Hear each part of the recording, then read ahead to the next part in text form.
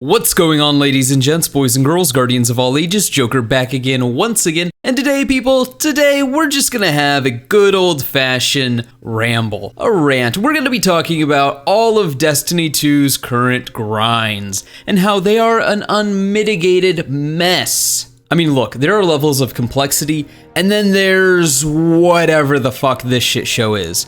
So, let's start with the level grind. I mean, really, what exactly is the point of the level grind ... at this point? Traditionally in MMOs and RPGs, you play the game to get levels, to do harder content, to get more levels, to do harder content. This is how leveling has worked since time immemorial, since the first jerk-off genius took pen to paper and decided, wouldn't it be interesting if we used math to determine stats and difficulty when telling a story? But you see, Destiny has a content issue.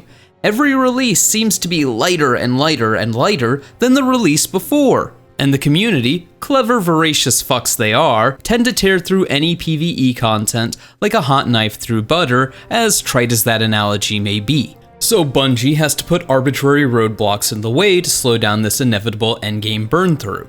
One of their most recent iterations on these arbitrary roadblocks isn't a roadblock at all. At least, not the one that I think Bungie was hoping it would be. Best laid plans and all. The leveling system itself. Now, the leveling system has always served as sort of a stopgap measure to pad out content between the single-player aspect of a piece of content and the endgame aspect of a piece of content. But Bungie has never gotten it right. Before Shadowkeep, you could get to the max level of any expansion within a week easy, and that was only playing one character. That wasn't with the added aid of all the little trickery that comes with playing multiple classes. And the reason you could do this on one character was because there were so many pinnacle reward sources, it was on one hand kind of overwhelming, and on the other hand, it meant you could play whatever you wanted and be working towards progressing your character. Don't like playing story missions? Then don't. Go play the 10 other things that will give you pinnacle rewards. With Shadowkeep, Bungie took an axe to how many pinnacle rewards you could grind out per week per character, but then went overboard like they always do and implemented a system where you're only getting a +1 to your power boost. Maybe 2 depending on when this video goes live and how that actually winds up working out. However, my point still stands. They've arbitrarily made leveling a crawl. But then, paradoxically, through some Herculean leap in logic that us mere mortals will never be able to comprehend, they decided to let us circumvent this entire leveling system by allowing us to just dump a bunch of EXP into an artifact and then, boom, I'm doing the master level Nightfall, I'm doing the raids, I'm doing the dungeon. Because of the artifact, I don't have to worry about the pinnacle gear grind. So why is it there? To be ready for the next DLC when the artifact goes away?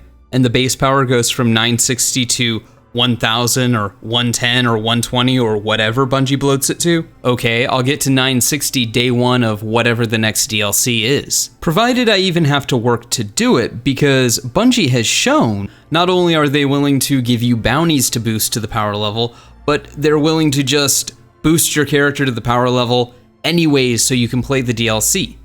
So either or, I'm going to be ready for the DLC when the DLC comes out, so it's not going to be that big of a deal.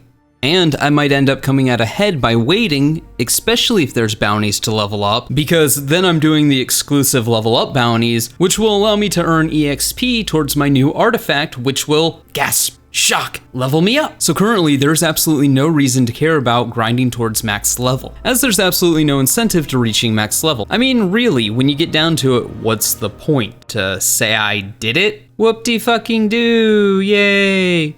It's not like there's a hard mode raid with exclusive loot. I've seen ramblings that there will be a hard version of the dungeon, and okay, your point? Why would I ever waste my time leveling up to grind through the dungeon if there's no top tier exclusive loot involved?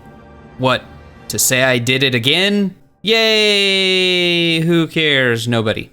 And even then, who really cares about loot anymore? No, really, who cares? After chasing after a god-rolled weapon, maybe an Austringer, and you grind day in and day out, and you finally get it to drop, and you're really excited about this weapon, and then you read in 2 weeks Bungie plans on nerfing hand cannons into the ground, because fuck you, that's why. And I'm sure everybody has an iteration of this story. You grind hard for a weapon, and then the second you get it, you read that in a week or two, Bungie is gonna nerf it because fuck you, that's why. And I mean, this could be said about nearly every weapon worth grinding for. Is it good? Is that why you want it? Well, don't worry about it because everything you love will inevitably get nerfed because it's a vicious cycle. Because weapons only get nerfed when they're good, and weapons are only worth having when they're good. And around and around and around it goes. Watch the snake eat its tail. That probably means it's a real blessing in disguise that when it comes to nearly every exotic in the game, it's tied to some fairly easy bog standard quest line. So with most of them, ironically enough, not like with Whisper of the Worm, which took you months to complete, when they get nerfed, it's no real loss because, well, you didn't spend months getting it.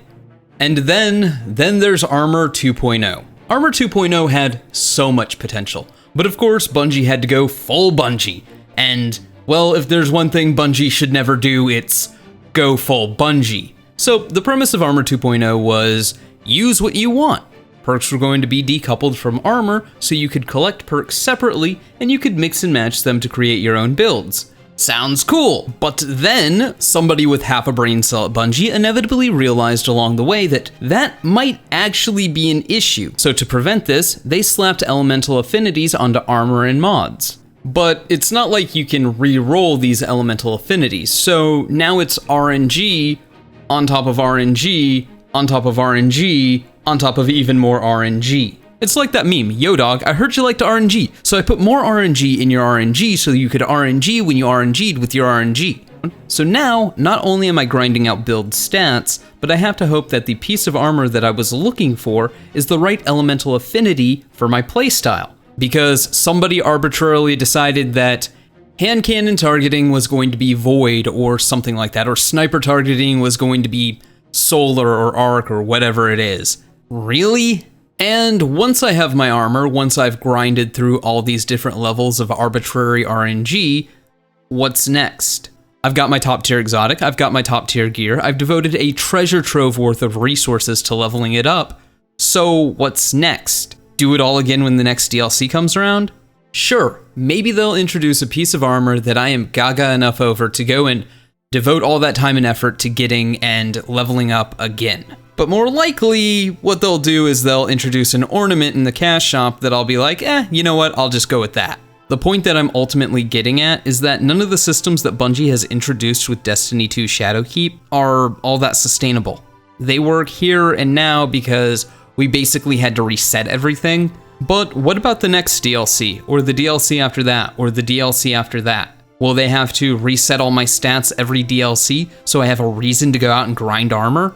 Well, that's not a solution because that just makes me pissed off that I have to go and grind out new armor arbitrarily again. And really, it didn't used to be this way. Look back at Destiny 1. You had weapons that were worth grinding for in the endgame. You had normal raids and you had hard raids. You had exotics that were based on RNG that kept us playing activities so we could get those exotics. Remember grinding for Galahorn, for Icebreaker? Playing every endgame activity available 3 times a week just so you had a chance at getting them? Remember Crucible specific drops, weapons that you couldn't even get from the vendor? Didn't matter how many tokens you turned in? Remember trials and grinding it out all weekend long getting to the lighthouse? Remember randomly rolled strike specific loot? Not just Nightfall specific loot, because in the Nightfall you had a better chance of getting the strike specific loot, so you wanted to grind out the Nightfalls, but you could still just go and play the strikes to get the specific loot. Remember that? Yeah, sure, Destiny 2 has some Nightfall specific loot, but half of it's locked to year 1 gear, and the rest of it is so undercooked and underwhelming that it's sparrows, it's ghosts, it's cosmetics.